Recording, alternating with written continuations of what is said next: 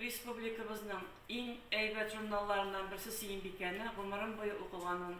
Менә 70 яшькә җитеп киләм. Үземне белгәндә инде мин Сөембикә укый башлаган идем, әни ярдәме белән. Әнием дә бик матур әдәбиятны яратты. Гомере буе матур әдәбиятка мөкиббән булды.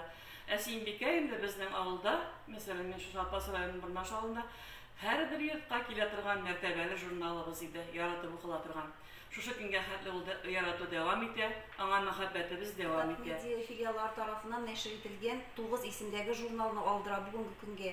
Бу журналларны Апас үзәк китапханәсе, без китапханәчеләрдә, безнең авыллардагы булган китапханәләрдә дә халык бик яратып көтеп ала. Бигрәк тә бу журналларны безнең өлкән буын вәкилләре яратып укыйлар.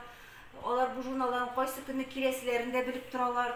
Менә безнең Сәхнә журналы, Мәйдан, Казан уклары, Сөембикә журналларын менә киләселәрен халык безнең китап укучыларыбыз көтеп тора. Без буны өйләренә биреп җибәрәбез.